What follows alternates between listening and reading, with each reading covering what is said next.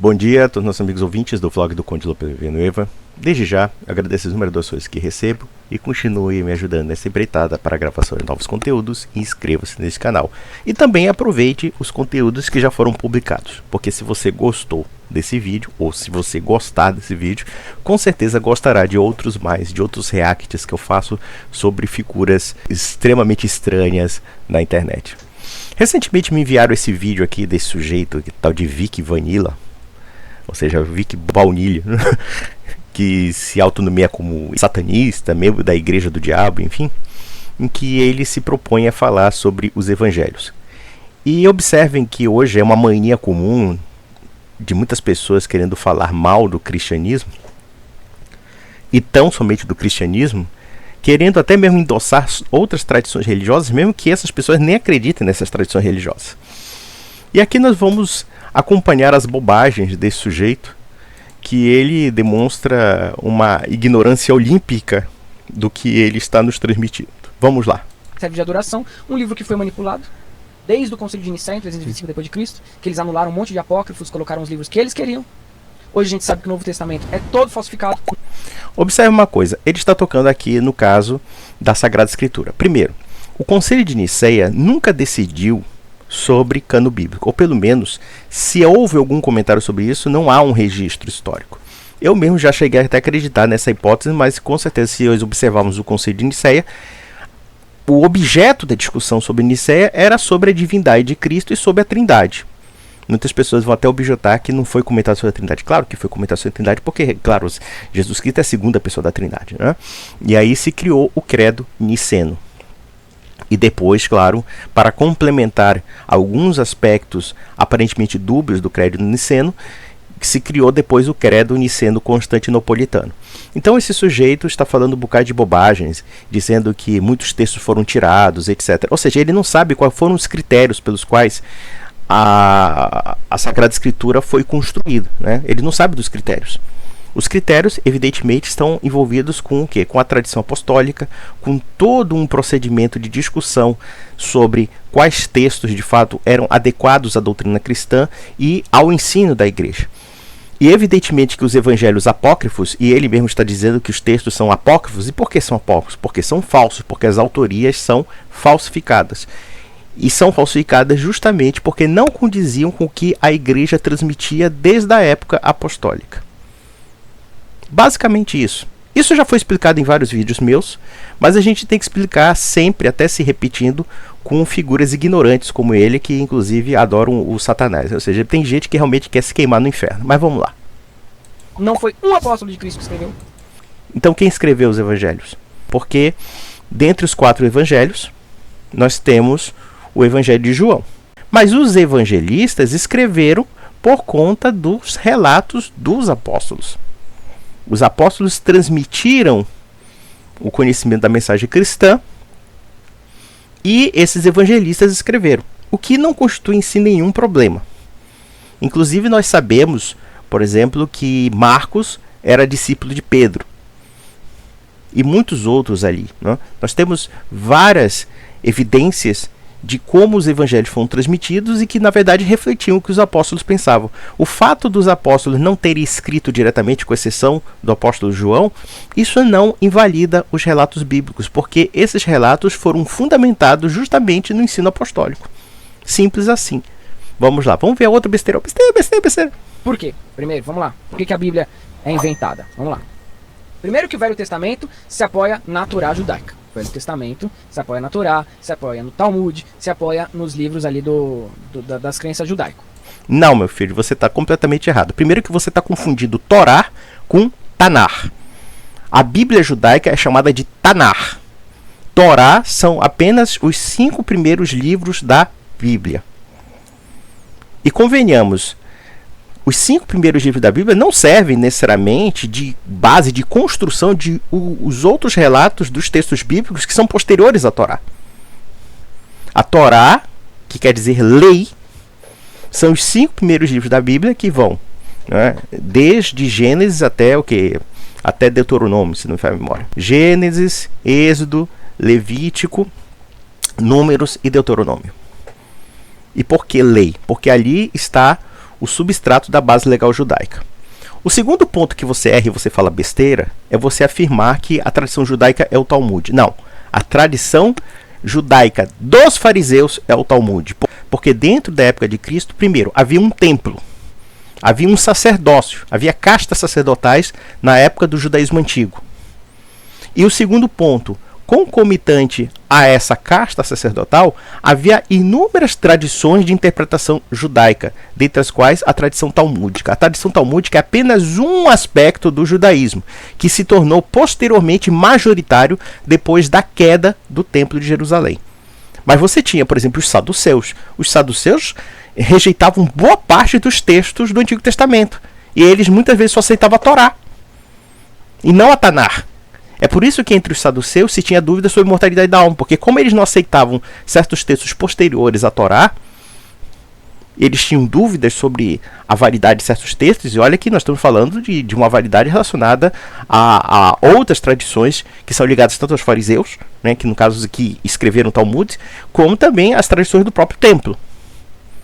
Então você tem, dentro do segmento judaico, uma unidade de certos conceitos básicos da fé judaica, mas ao mesmo tempo você tinha certos contratempos, contradições com relação a certas tradições que se interpretavam tanto da Sagrada Escritura como também do entendimento do próprio judaísmo.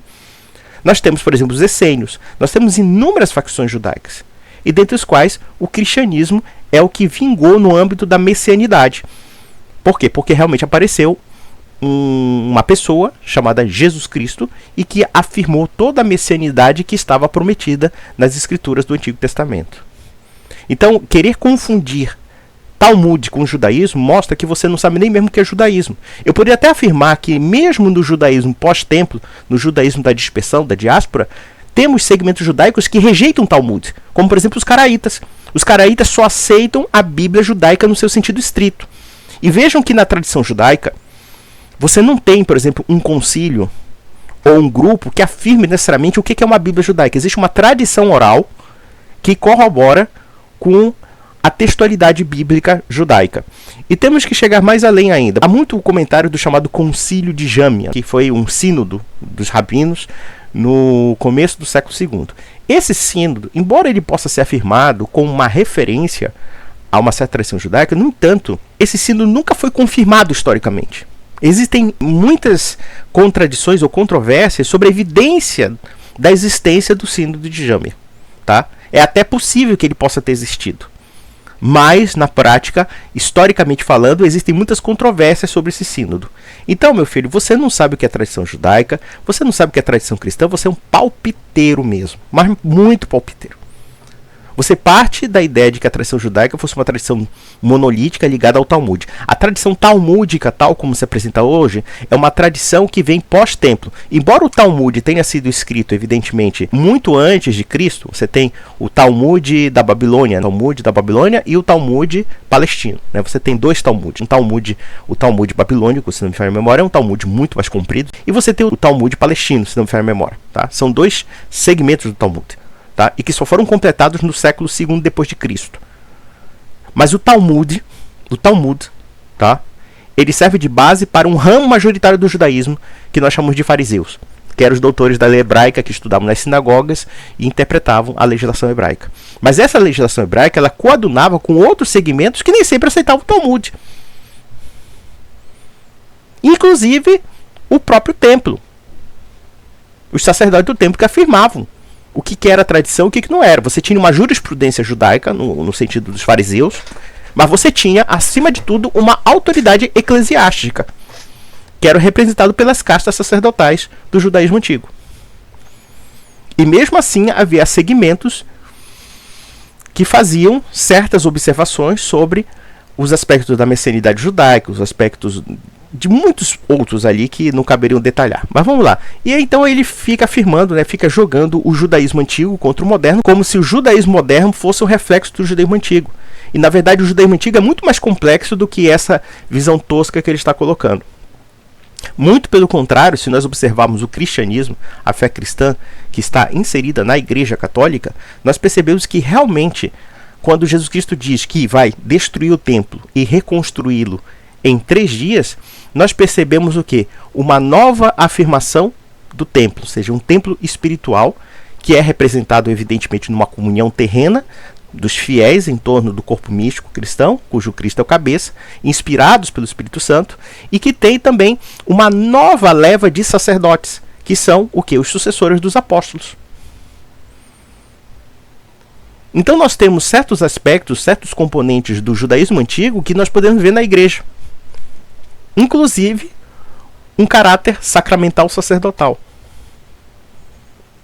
E voltemos aos evangelhos apócrifos, aos documentos apócrifos. Esse cara parte da pressuposição de que não existia um texto canônico que era reafirmado na tradição e que poderia ser corrompido justamente por textos que não tinham nada a ver com a tradição da igreja. Por quê? Porque houve a infiltração do gnosticismo, a infiltração de outras seitas que queriam se aproveitar e até chupinhar o cristianismo. E como nós sabemos isso? Nós temos documentos para isso, documentos históricos que são correlatos a esse processo histórico que fizeram aquilo que nós chamamos de Bíblia, ou seja, um conjunto de livros da escritura cristã, ou seja, da Sagrada Escritura cristã. Ou seja, debates intensos na defesa não somente de uma ortodoxia cristã, a verdadeira expressão da fé cristã, como também como os evangelhos se inseriam nessa verdadeira fé, ou seja, no fato de que existia não somente uma fé verdadeira, como também textos verídicos, textos autênticos, em detrimento dos textos falsos. Há, evidentemente, essa discriminação dos textos que são baseados numa tradição oral. Isso se aplica também ao próprio judaísmo. Porque no judaísmo também tem várias tradições orais. E elas mesmo nem sempre se entendem. Elas têm conflitos internos em torno deles, apesar de certos princípios comuns em torno de um sentido de comunidade, porque o judaísmo não somente é uma religião, entre aspas, mas também é uma comunidade, uma cultura e um povo. Tudo ao mesmo tempo. Vamos lá, besterol. Nas crenças abraâmicas judaicas, mais especificamente. Então, o Velho Testamento, tá lá, para ele servem. Beleza? Beleza. O Novo Testamento. Por que o Velho Testamento eu não posso falar que foi adulterado? Porque você não tem aquela questão do Velho Testamento de você falar assim, foi fulano que escreveu. Não, todo mundo sabe que o Velho Testamento foi encontrado em hebraico. Né? Muitos códices, muitos pergaminhos do Velho Testamento foi encontrado em hebraico. Então você não tem ali essa questão de fingimento. Agora, o Novo Testamento, os pergaminhos mais antigos, por exemplo, estamos falando em Bíblia. Então como é que acontece a formação da Bíblia? Vamos lá. Estou aqui, olha só. Observe que o foco dele não é ataque nem mesmo ao judaísmo, mas sim ao cristianismo. Em outras palavras, o direcionamento de ódio dele é contra os cristãos. E só. Todos esses satanistas vagabundos, esses ateus vagabundos que aparecem por aí, eles sempre têm o foco de ataque ao cristianismo. E veja que a igreja do Lúcifer dele é uma inspiração cristã. Não é ridículo? Porque o judaísmo não acredita no diabo tal como o cristianismo acredita. Então ele segue de alguma forma o fundamento do cristianismo, que é a visão do diabo. E aí ele fica bancando o conhecedor do judaísmo, não conhece porcaria nenhuma e fala um bocado de baboseira. Veja, com relação à autoria do Antigo Testamento, até mesmo a autoria do Antigo Testamento também é questionada. Por exemplo, há uma teoria, uma tese, que diz, por exemplo, que Moisés, segundo a tradição judaica, escreveu os 5 primeiros livros da Bíblia. Mas a crítica textual moderna coloca em questionamento isso. Então veja que a questão da autoria de certos textos depende sim de uma tradição oral que foi guardada através de um determinado grupo de pessoas. Você pode colocar os rabinos, você pode colocar as castas sacerdotais de Israel, dentre outras coisas, que afirmavam a validade canônica daqueles textos. E mesmo assim, depois de muito tempo, com a queda do templo, eles tiveram que ainda reafirmar a valoração daqueles textos. E veja que, por exemplo, nós temos textos do Antigo Testamento que são aceitos pelos cristãos e não são aceitos pelos judeus. Por quê? Porque existe uma tradição que afirma X e outra tradição que afirma Y. Observe, por exemplo, o caso da tradição judaica que criou o seu cano bíblico e que, na verdade, esse cano bíblico é baseado numa tradição oral e que muitas vezes nem sempre foi totalmente aceita. Porque no judaísmo pós-templo não existe mais uma autoridade sacerdotal que possa afirmar tal coisa ou negar tal coisa. Existem tão somente interpretações jurisprudenciais, por assim dizer, da lei judaica, que são ligadas, né, a uma tentativa de um consenso no âmbito de uma ortodoxia, que nós podemos chamar de ortodoxia judaica, o que é um conceito bastante relativo no judaísmo. E mesmo assim, se pegarmos, por exemplo, a Septuaginta, A Septuaginta é a Bíblia dos 70 anciãos judeus de Alexandria, no mundo antigo, tá? E que foram compilados para o grego. Mesmo esse texto, ele serviu também de um certo embasamento para a construção até da Bíblia judaica do Antigo Testamento, como também da Bíblia cristã. Então, essa história de criar um judaísmo puro de influências do paganismo, por assim dizer, e olha que esse termo é um termo completamente equívoco, porque falar o grego não significa ser pagão. Não tem nada a ver uma coisa com a outra. Então vejam que esse cidadão aí está pisando em ovos. E coitado, além de ir para o inferno, ainda foi rejeitado pelo PT. Até o PT desautorizou o voto dele, de tão fracassado que ele é. Mas vamos lá. Vamos supor que isso aqui é a Bíblia. Aí eu apresento para você, Felipe, fala assim, ó, acredita que isso aqui é real, é original. Foi a Raquel que escreveu, pronto. Tá. Foi a Raquel que escreveu isso aqui, tá? Esse livro aqui. Como que você vai provar para mim que foi a Raquel? Primeiro, eu tenho que datar essas folhas, eu tenho que saber se a Raquel estava viva quando essas folhas foram escritas a primeira vez, eu tenho que ver que se esse livro não tem outras cópias no mundo, se ele não é um pseudepígrafo, ou seja, se eu falo que foi a Raquel, mas foi o Roberto, foi a Daniele, entendeu? Então, primeiro eu tenho que validar a autoria disso aqui. Não, meu filho, a autoria do mundo antigo não funciona dessa maneira. Primeiro porque você ignora o fato de que textos de qualquer natureza podem ser consumidos pelo tempo. Por exemplo, eu tenho essa biblioteca. Quem garante que essa biblioteca vai durar 200 anos ou 300 anos?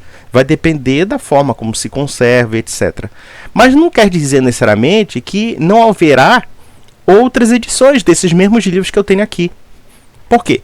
Porque eles podem ser consumidos pela traça, pelo cupim, pela umidade, por várias coisas, por guerras, por inúmeros conflitos e assim sucessivamente. Textos podem se perder no tempo. Então, a autoria, como se confirma a autoria, não é textualidade. A sua visão, senhor satanista fracassado, que nem o PT, que é o partido mais ligado, né, às pautas anticristãs, consegue aceitar o seu voto, você foi fazer propaganda e o PT viu aquilo como antipropaganda, a sua declaração? Vamos lá. Todos os textos que nós conhecemos hoje são transcrições de textos dos originais. Todos, inclusive os textos do Antigo Testamento, os textos judaicos. Boa parte desses textos, se aqui pode dizer, a maioria desses textos não se preservou. Os textos originais não se preservavam. E, na verdade, o homem antigo não se preocupava muito com isso. Ele se preocupava em transcrever aquilo que foi ensinado anteriormente. E ele se preocupava, inclusive, se aquela textualidade estava de acordo com uma tradição viva que era repassada de pessoa para pessoa. Quem é que confirmaria que aqueles textos eram originais, que aqueles textos eram válidos? Né? É ter um texto primitivo anterior? Não. Muitas vezes esses textos nem sobreviviam. É por muita sorte que alguns textos sobreviviam. Por exemplo, os chamados manuscritos do Mar Morto foi uma coisa assim milagrosa ali. Por quê? Porque guardaram lá numa terra, lá as condições naturais preservaram aqueles textos. Mas não era o que acontecia na prática, em muita coisa. É por isso que havia a tradição do escriba copiando para gerações futuras. E como é que você confirmaria que aquela cópia seria original daquela outra cópia e assim sucessivamente? É porque havia uma tradição oral que afirmava isso. Havia um grupo de pessoas que estavam inteiradas, concentradas, ensinadas naquilo e que transmitiam de gerações em gerações e também ordenavam gerações em gerações para transmitir aquele conhecimento. Era assim que funcionava. Simples assim. Vamos ver besteira. Depois eu tenho que ler isso aqui para ver se tem alguma validade espiritual também. Porque às vezes a Raquel podia estar num surto psicótico e escrever isso aqui. Então, a Bíblia, ela aconteceu o seguinte. O Novo Testamento são pseudepígrafos. O Evangelho é de João, Mateus, Marcos e Lucas. Quem disse? Se eles foram descobertos, se os arqueólogos... Já foi feito a análise das páginas que foram encontradas do Novo Testamento. O pergaminho 9, pergaminho P52, P27. Já foi feita essa análise em laboratório. Descobriram que eles são datados de 125 depois de Cristo. Meu filho, deixa eu te falar uma coisa.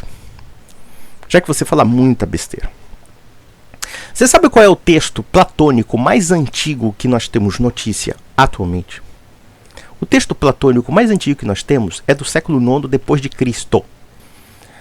Se nós analisarmos os textos originais de Platão, que foram escritos mais ou menos no século IV a.C., até o século IX, são mais ou menos quase 1500 anos de história. Como é que você confirma que aqueles textos platônicos são originais aos textos, por exemplo, platônicos da época de Platão? Os diálogos de Platão, por exemplo. Como é que você confirma isso? Eu vou te dizer como é que se confirma. Aliás, um amigo meu que é estudioso de Platão me falou o seguinte, que junto com corpos platônicos havia uma tradição oral do platonismo.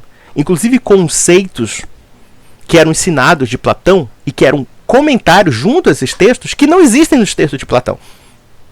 O que esses idiotas não entendem é que eles subestimam o poder da tradição oral. Nós temos uma visão muito errada de que tradição oral é aquela brincadeira em que você passa uma mensagem para outra, né, adulterando a mensagem como se fosse uma brincadeira. Isso pode ser aplicado hoje, mas não no mundo antigo. No mundo antigo, as pessoas elas tinham uma necessidade de fidelidade à oralidade. Como é que nós sabemos, por exemplo, que certos textos bíblicos são legítimos e outros não? Primeiro, você tem documentos que são correlatos àqueles textos. Vamos pegar o caso das primeiras cartas apostólicas. Tá? Uma vez aquele bobão do Antônio Miranda, ateísta, da teologia inversa, porque é o inverso da teologia, é o inverso da história, ou seja, é o terraplanismo geral, afirmou que São Clemente Romano, Santo Inácio de Antioquia e muitos outros não citavam textos do Novo Testamento. O pior é que eles citam. Ora, se você reconhece um texto do século I, do século II, ou que são datados dessa época, que citam aqueles textos sagrados da Sagrada Escritura, então você pode concluir de antemão que sim, aqueles textos têm realmente uma validade apostólica. E veja que quando nós falamos de comparação de textos bíblicos, se a igreja quisesse falsificar os textos bíblicos, se a igreja quisesse esconder alguma coisa, ela não guardaria tantas e tantas cópias. Alguém pode falar, no texto X não tem um versículo que um texto Z, que o texto A ou B tem. Só que vocês se ignoram uma coisa. Tentem copiar toda a escritura para você ver como dá trabalho pra cacete. Você acha que na cópia das escrituras não pode ter alguns erros, algumas correções textuais em outros textos? Por exemplo, você tem um texto X que não tem um versículo da Bíblia e no outro texto você tem. Você já parou para pensar que aquilo ali pode ter sido uma correção textual, já que você tem uma tradição oral, você tem outros textos correlatos que afirmam aquele versículo que foi suprimido no primeiro texto?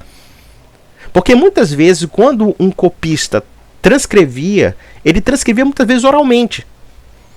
Ou ele lia um outro texto e copiava aquele texto, ou então ele transcrevia. Então, muitas vezes, ele estava acompanhado de alguém no âmbito da oralidade e no âmbito do, de quê? Da escrita. Aliás, Paulo de Tarso fala isso.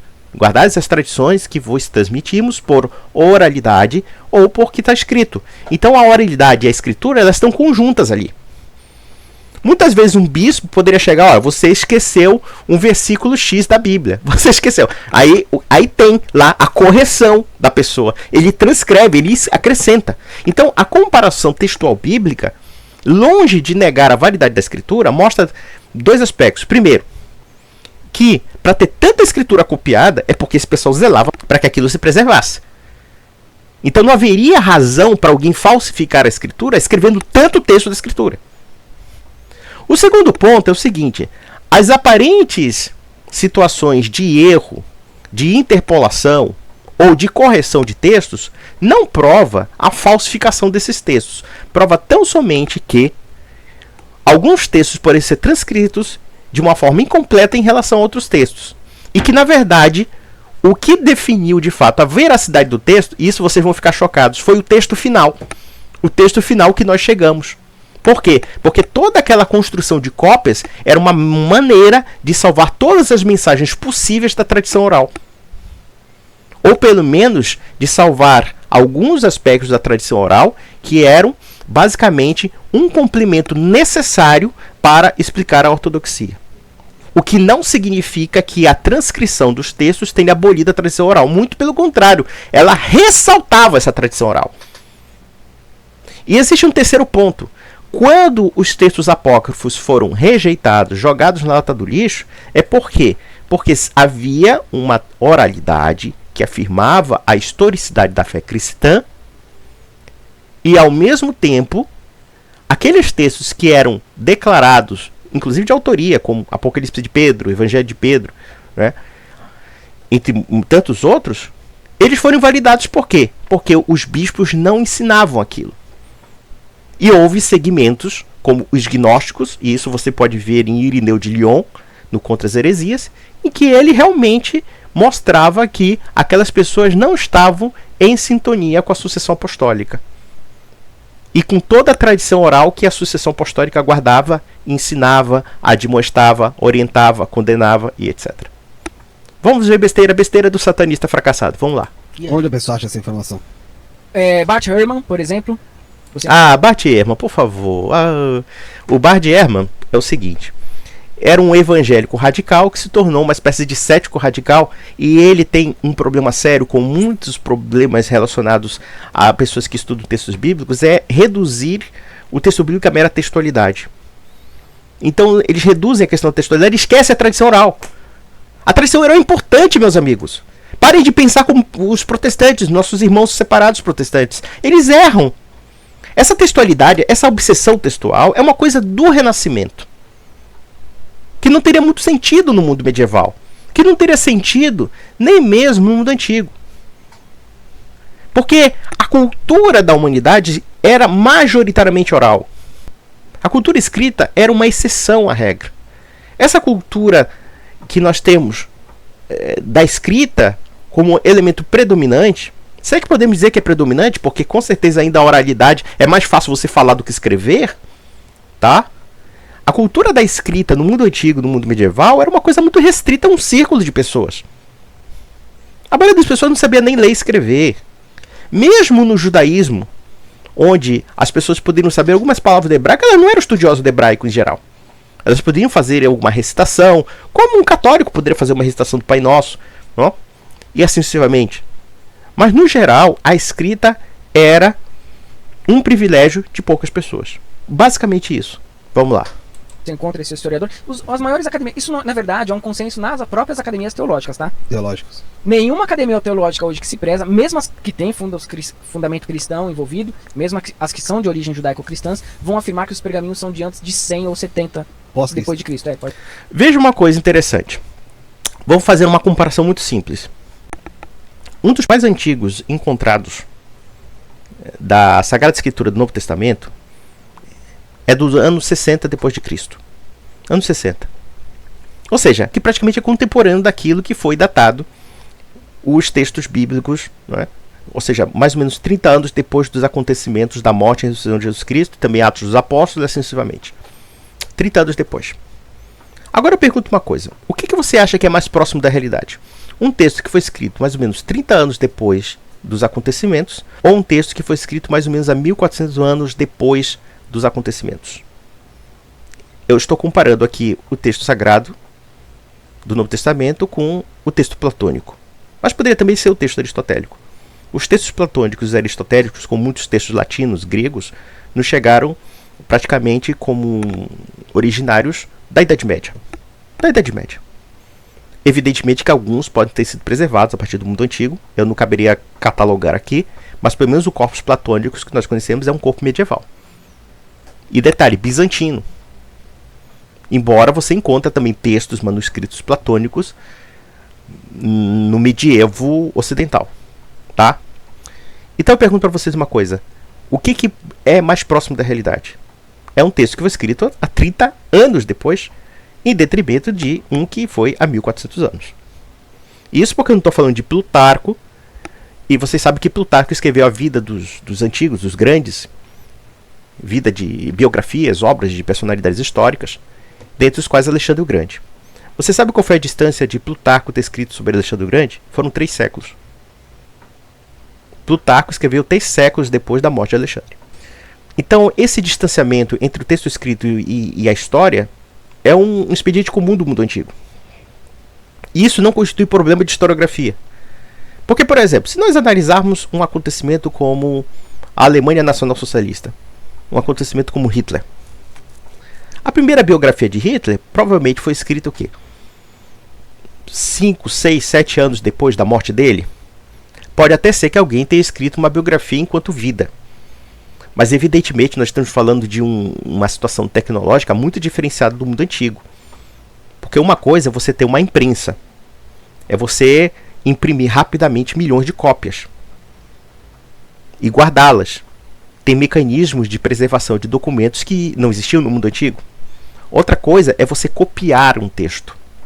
Copiar vários textos. copiar milhares de textos. E muitas vezes, por exemplo, quando nós falamos de Alexandre o Grande, não quer dizer que não hajam textos da época de Alexandre. Há. Mas o texto que se consagra é o texto de Plutarco. E o pior de tudo, muitas coisas do que ele fala condizem com certos textos da época de Alexandre. E mesmo assim, muitos textos que são da época de Alexandre, na verdade, as transcrições que escreveram são depois da época de Alexandre.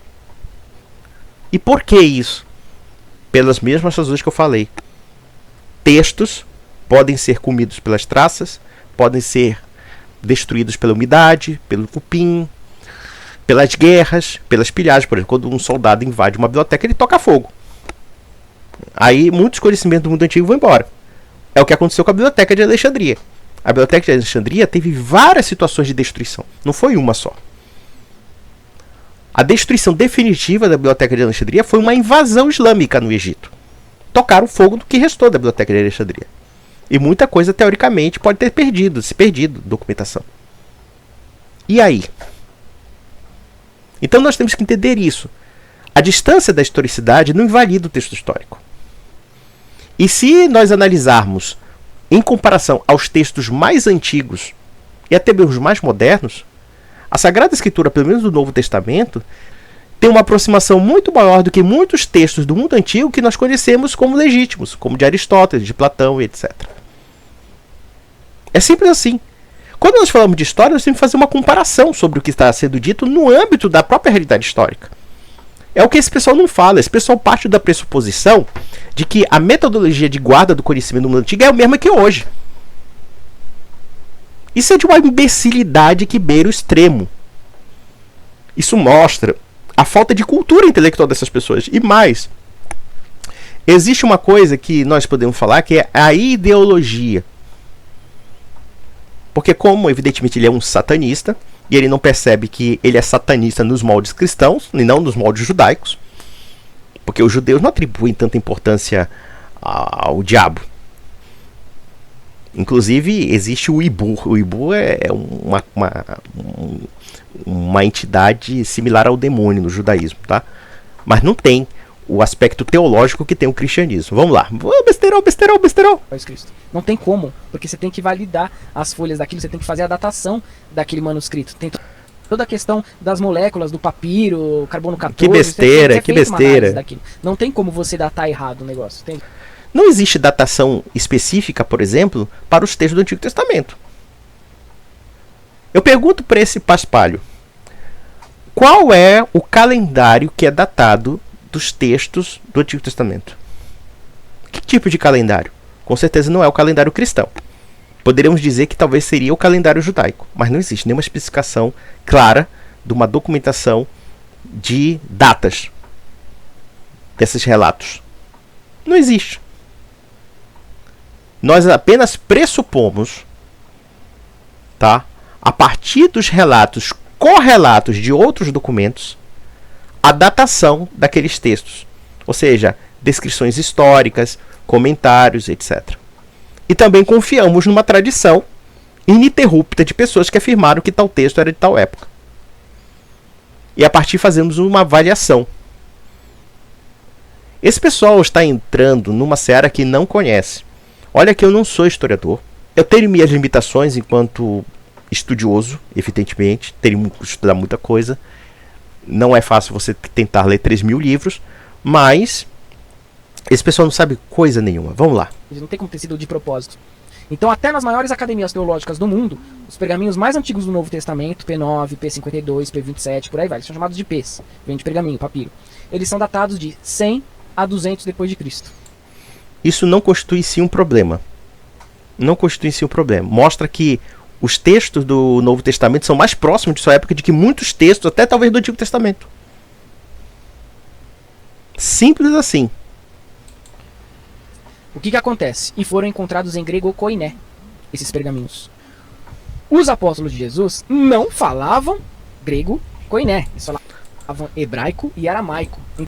Não, meu filho, é aí que você se engana. A Palestina era província do Império Romano.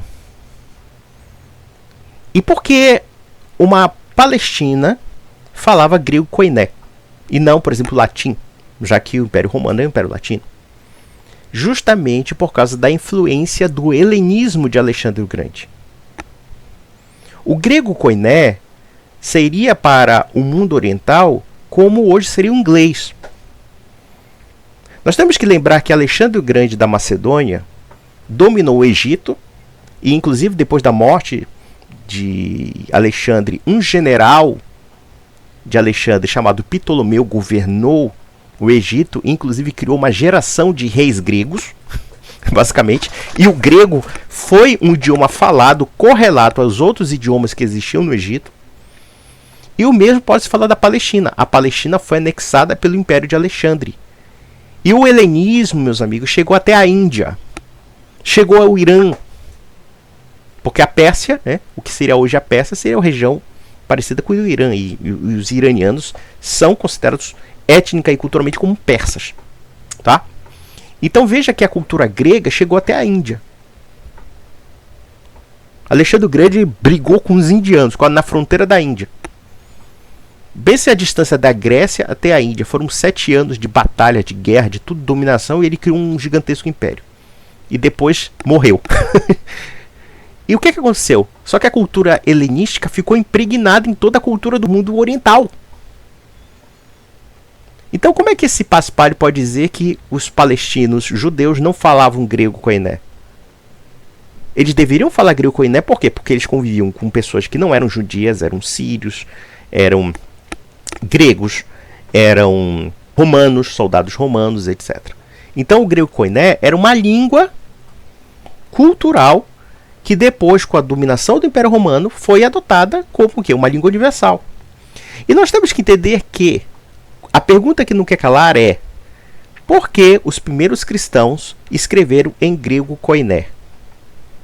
Escreveram em grego koiné porque a mensagem evangélica não deveria ser restrita aos judeus, mas sim ser expandida para os pagãos. Não somente o Novo Testamento nos chegou em grego koiné, como ainda a igreja fez uma versão latina, que foi a chamada Vulgata Latina. E por que latim? É porque nós católicos somos um bando de canalhas que não queremos a difusão do evangelho? É justamente o contrário, porque o Império Romano se falava latim e na Europa medieval o latim era a língua universal dos povos. Simples assim. E vejam que até mesmo na análise textual do grego para o aramaico, nós percebemos que, por exemplo, principalmente o Evangelho de Mateus, a estrutura do grego falada em Mateus é uma estrutura de um hebreu falando grego. Por quê? Porque existem algumas construções que você percebe que são aramaicas dentro do grego. E que não seriam necessariamente faladas por um homem que dominava o grego de uma forma como o grego entenderia, digamos, no berço. É a mesma coisa, por exemplo, muitas traduções que ocorrem do inglês para o português. E de repente você reconhece uma construção inglesa no português. E assim sucessivamente. É uma coisa interessante isso. Aqui tem análise textual. Existem expressões, existem conceitos, existem manifestações ali que só um judeu poderia fazer, falando grego. E falar grego não seria problema para os judeus, já que o conjunto da Bíblia do Antigo Testamento nós já era conhecido em grego pela Septuaginta. Isso já séculos antes de Cristo. Mas vamos lá, vamos besteira. Então os pergaminhos foram encontrados e datados depois de 100 anos depois de Cristo. Os apóstolos já tinham virado farinha. Quem escreveu foram os apóstolos. E o próprio modo de texto também significava, né? Eles foram analisar lá o modo de escrever aquilo. Perceberam que eram pessoas altamente instruídas em grego koiné. Então não era só escrito em grego koiné. Tinha uma linguagem rebuscada de grego koiné. Então eram cristãos que tinham uma certa formação. Provavelmente cristãos da cidade de Alexandria, da biblioteca de Alexandria, inclusive. Provavelmente os pergaminhos do Novo Testamento foram escritos todos no Egito. Todos foram encontrados no Egito, quase todos foram encontrados no Egito. Não foram encontrados próximo da região onde viveu Jesus, não foram encontrados na língua de Jesus e não foram validados como datados da época de Jesus. Isso não quer dizer absolutamente nada. O Evangelho de Marcos, por exemplo, foi escrito em Roma. Como nós sabemos isso? Nós sabemos através de vários relatos em que, no caso, Marcos é discípulo de Pedro. Pedro cita Marcos como seu discípulo e ainda fala: saúdo-vos da Babilônia. Isso está numa das cartas de Pedro. Esse pessoal parte da pressuposição de que o mundo antigo foi inventado por alguém. E veja que os textos que foram encontrados no Egito, os papiros, ele falou que era pergaminho, não, é papiro. Acho que foi isso que ele falou, pergaminho, não, é papiro. Pergaminho é uma invenção posterior, mas vamos lá. Os papiros foram encontrados no Egito porque eles tinham uma capacidade natural de preservação dentro do ambiente seco como o do Egito. E com relação a grego koiné, esse paspalho deveria saber que grego koiné é koiné por quê? Koiné porque é grego comum, é o grego da língua do povo. Evidentemente que se alguém sabia recitar essa língua do povo, do grego koiné, isso não constituiria em si um problema. Porque, por exemplo, vamos pegar um homem que foi extremamente importante na história do cristianismo e que era um homem extremamente culto, um homem realmente que tinha um talento extraordinário. Chama-se São Paulo de Tarso. São Paulo. São Paulo era um judeu helenizado, um judeu de cidadania romana, e não seria nenhuma dificuldade um judeu saber grego e um judeu saber latim. Inclusive, quando Paulo é perseguido pelos judeus, ele apela a quem? Apela a Roma, porque ele é um cidadão romano. Então veja que nós estamos falando não de uma Palestina isolada do mundo, apesar de que a Palestina era considerada um grotão para os romanos. Nós estamos falando de uma Palestina que fazia parte de um império chamado Império Romano, e que boa parte da cultura do Império Romano era grega, mesmo para os judeus. Então os judeus tinham que necessariamente falar grego. E nós temos que entender que o povo judeu da Palestina, como o povo judeu como um todo, era espalhado por todo o Império Romano. Então como é que essa toupeira não percebe uma coisa tão básica? Simples assim. Vamos lá. Agora... Tem que forçar demais a barra pra você falar que os livros do Novo Testamento são originais. O do Velho Testamento... Não, meu filho, eu digo o seguinte, eu quero saber quais textos do mundo antigo são originais. Eu quero saber quais são. Me mostra o corpus platônico original. Aliás, há uma tese de que a própria configuração do corpus aristotélicos, por exemplo, do corpus de Aristóteles, ou seja, do corpo de texto de Aristóteles, na verdade são cópias dos seus alunos. Na verdade, são aulas orais de Aristóteles que foram copiadas pelos seus alunos e que se preservou. Olha só que magnificência de um sujeito que influenciou de uma forma assim devastadora o mundo ocidental, como Aristóteles, e a sabedoria desse homem ter sido copiada pelos seus alunos. Vamos lá. você encontra ainda em hebraico, você ainda encontra na língua original dos judeus. O Novo Testamento não. Sim, porque o Antigo Testamento era escrito em hebraico porque era só para os judeus. O Novo Testamento foi escrito justamente para pessoas que também não eram judias. É muito simples, né? Vamos lá. O Novo Testamento não. Mas eu vi que você imagina o caos que seria no mundo se grandes religiões das massas chegassem lá e reconhecessem isso agora. Fudeu.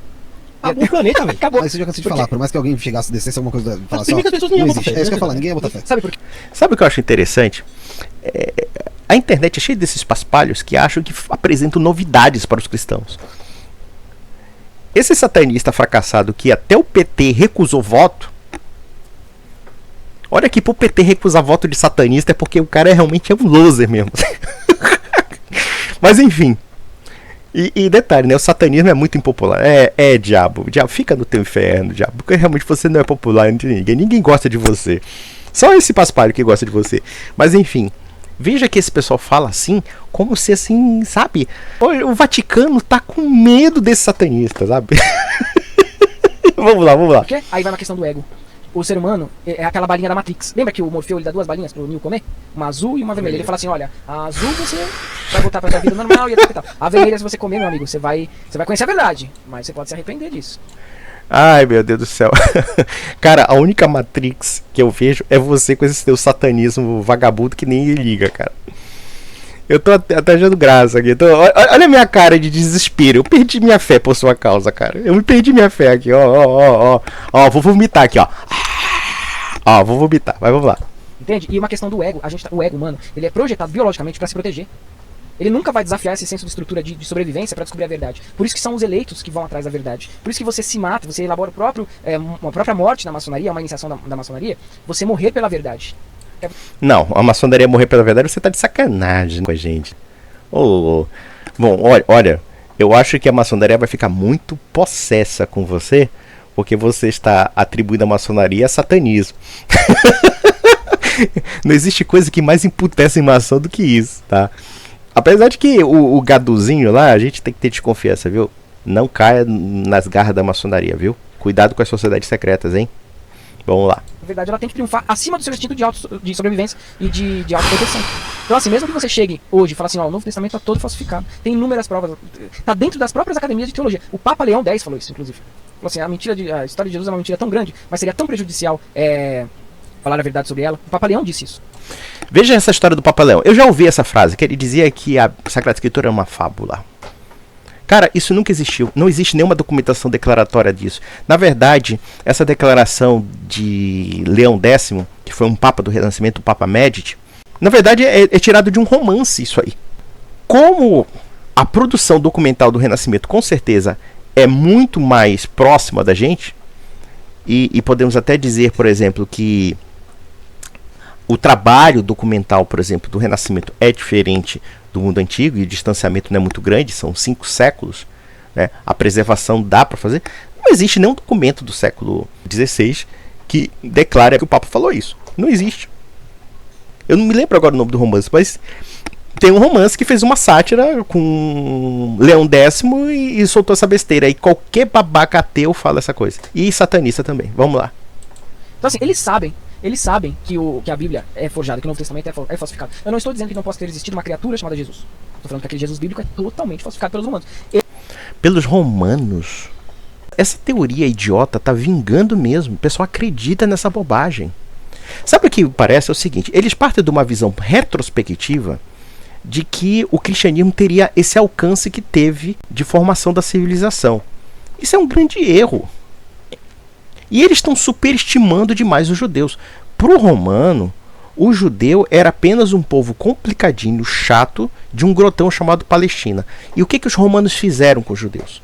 Quando houve aquela rebelião judaica do ano 70 e depois do ano 130, depois acho que do Imperador Adriano, os romanos passaram a fio de espada os judeus e o que não passaram expulsaram da Palestina mesmo, escravizaram e fizeram o diabo. Vocês acham que eles vão ficar de trabalhinho inventando um Jesus Cristo romano para destruir a fé judaica? Ah, para com isso, cara. Isso é uma tolice monumental. Durante muitos séculos, os cristãos foram perseguidos virulentamente pelo Império Romano e você vem dizer que o Império Romano que perseguia cristãos inventou o cristianismo? Pelo amor de Deus, cara, isso é coisa de esquizofrênico, meu filho. Essa literatura de baixo nível que vocês inventaram do cristianismo romano está no mesmo nível, cara, sabe? Da Terra plana. Tá no mesmo nível, sabe? De, sei lá, qualquer esquisitice pseudocientífica. Não tem validade histórica o que você fala. Isso é papinho de ateu safado. Olha só, o Império Romano cria o cristianismo. Aí surgem os primeiros cristãos. Aí o Império Romano começa a matar todos eles, jogar os leões, né?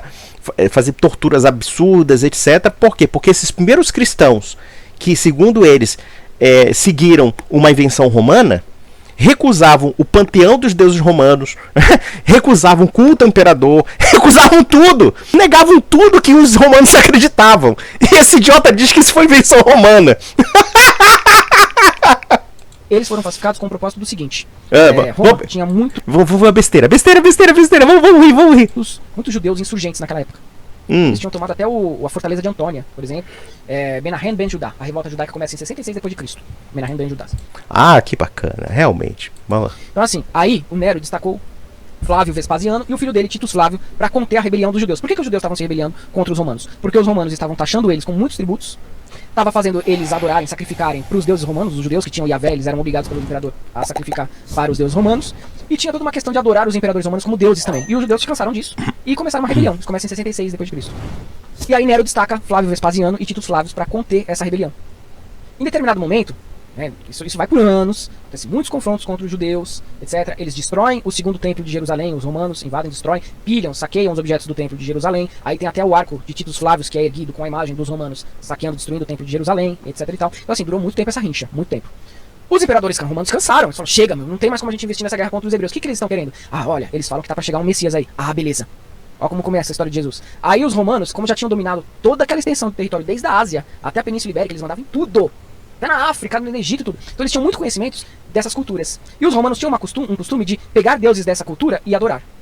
Então os deuses gregos, por exemplo, tem todos os deuses gregos você tem dentro do panteão romano. Zeus, por exemplo, na Grécia vira Júpiter. O deus Mitra também dos persas, os romanos também passam a cultuar. Então eles falaram assim, porra, a gente precisa inventar um cara, um mito de um logos, de um ser solar que vai redimir a humanidade, que se sacrifica por ela, bonzinho e que aceita tudo para que a gente possa continuar comandando os hebreus, porque senão não vai ter essa situação, nós vamos gastar milhões aqui com o exército, eles nunca vão se acalmar. Então vamos criar a figura de um messias solar, igual nessas outras religiões, aí você tem Krishna na Índia, você tem Horus no Egito, e que fale pros judeus assim, gente, calma, dê a César o que é de César. Olha aí, já viu um messias que fala para você pagar o tributo aos romanos? Você já viu isso? Pois é, dê a César o que é de César. Se alguém te bater, dê a outra face. Para quê? Para amansar aquela população de insurgência dos hebreus, dos judeus. Vamos analisar esse besterol. Ele está dizendo o seguinte, que o Império Romano criou uma religião que era contra o panteão do Império Romano. Esse paspalho não sabe que o panteão romano era o significado máximo do poder romano sobre todas as culturas do Império. Por quê? Porque o pagão tinha a ideia de que se ele se apropriasse daquele deus, daquele local ali, colocando no seu panteão, o que acontecia? Cada povo que tinha um deus dentro do panteão romano tinha que prestar culto ao panteão romano. Ou seja, existia uma relação com Deus e com as atividades cívicas da cidade, da civitas, ou da polis, como os gregos chamavam. Tá? Onde é que eu poderia indicar para você um livro para você simplesmente desmoralizar um analfabeto histórico desse? Você pode pegar um Fustel de Coulanges, que é um clássico maravilhoso chamado La Cité Antique, a cidade antiga de Fustel de Coulanges. O Fustel de Coulanges, maravilhoso. E ele desmascara todo esse analfabetismo total dele aí. Veja, a religião cristã, ela é tão revolucionária justamente porque ela quebra, ela destrói os deuses da cidade. Elas destrói os deuses do panteão romano. Ao afirmar que existe um Deus que não está sujeito a nenhum aspecto de cidade, nenhum aspecto de civismo, nada, mas um Deus universal que transcende tudo, isso é abertamente revolucionário e destrutivo para o Império de Roma. Tanto foi destrutivo que quando a religião cristã se tornou religião do Império, o paganismo foi aos poucos decaindo de uma forma avassaladora. Então, a lógica nababesca desses idiotas pretensiosos, desses bobalhões pretensiosos. Primeiro, Roma criou uma religião que ia destruir todo o seu panteão, toda a sua estrutura pagã histórica. Por quê? Os romanos não reivindicariam um deus, digamos assim, judaico, que estivesse no seu panteão. Isso era a conclusão lógica. Porque a conclusão lógica significaria o quê? Que se o deus cristão fizesse parte do panteão romano, então os judeus teriam que prestar contas ao panteão romano. E eles nunca fizeram isso. O segundo ponto, eu poderia citar até mesmo Juliano Apóstata. Juliano Apóstata, nós sabemos, ele foi educado como cristão, mas ele quis restaurar o paganismo em Roma. E uma das armadilhas que ele fez foi, primeiro, tentar colocar Cristo no panteão romano. Literalmente. Cristo vai ser mais um dos deuses adorados juntos com os outros deuses para o quê? Para controlarmos a concepção cívica do império, para que coloquemos todos os povos sobre o civismo imperial. Juliano Apóstata chegou a propor até a restauração do terceiro templo para os judeus. Só que, coitado, ele morreu e o terceiro templo até hoje nunca vai aparecer para os judeus. A não ser que eles derrubem as esplanadas das mesquitas e vão comprar uma briga com 1 bilhão de muçulmanos. Mas eles não são doidos desse nível. Há pontos, digamos, da fé judaica que não são tão loucos assim. Para alguns judeus sim, para outros não. A grande maioria não vai fazer isso. Mas veja, então é o seguinte, não tem lógica uma Roma imperial criar uma religião que seja tão refratária ao culto de Roma, que seja refratária ao culto dos deuses pagãos, e como também é o seguinte, quando Jesus Cristo fala, dai a César o que é de César e a Deus o que é de Deus, ele não está afirmando necessariamente a autoridade de César. Ele está falando apenas que existe um espaço para o poder temporal e um espaço para o poder espiritual. Aquilo que é de César, devolve a César. Aquilo que é de Deus, devolve a Deus. Então, na verdade, ali é uma negação do culto a César. Porque se você diz que a de César e a de Deus, então você não está prestando culto ao imperador romano. Você está negando o culto ao imperador. Porque você está distinguindo César de Deus. Mas Antônio Miranda, o baunilhazinho, olha que baunilha, se você pega a baunilha de Madagascar e fizer um creme brulee, é uma coisa gostosa. Mas é sacanagem, inclusive, botar a baunilha num estrupício como esse. Mas enfim, vamos lá. Esse Vic Vaporub Vanilla aí. Mas vamos lá. Seria incoerente os romanos criarem uma religião que contrastasse com a autoridade dos seus deuses do templo, que contrastasse com a autoridade imperial, porque todos os cristãos, a gente tem que entender por que a perseguição dos cristãos, porque eles recusavam tributo à autoridade imperial e eles não eram dispensados desse tributo como os judeus. Então logo eles estavam numa situação de ilegalidade do ponto de vista religioso perante o Império Romano. Então eles recusavam o culto a qualquer tipo de deus. Só havia o Deus cristão, propriamente dito, que era a Trindade, e na figura representativa do Verbo encarnado. E isso sem prejuízo de que a ética cristã que fala do amor ao próximo, do amor aos inimigos, não tem nada a ver com sujeição a Roma. Muito pelo contrário. Tem a ver com o fato de que você tem que ter misericórdia e piedade até com aquelas pessoas que você odeia. Porque o mundo antigo era um mundo muito impiedoso.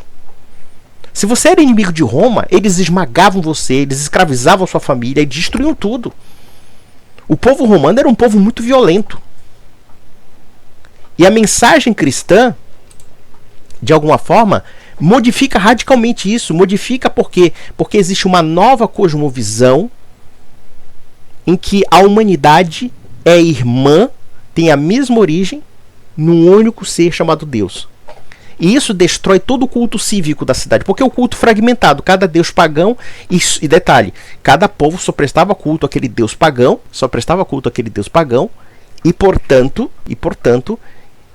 aquele povo era exclusivo daquele deus pagão. Mesmo entre os judeus, quando há a revelação do Deus de Israel, os judeus se viam como exclusivos daquele Deus. Embora a revelação judaica, a revelação do Antigo Testamento, vai lenta e gradualmente demonstrando que aquele Deus será um Deus universal, será o Deus de todos os povos. E essa revelação do Deus universal, do Deus que vai unir todos os povos, é o Deus cristão. É o que se concretiza. Quando Jesus Cristo concretiza o Novo Testamento, ele concretiza todas essas promessas. A promessa da unidade na fé de um Deus único para todos os povos. E que todos os povos sejam irmãos e sejam solidários entre si em torno desse Deus único e em torno também de um novo templo chamado igreja.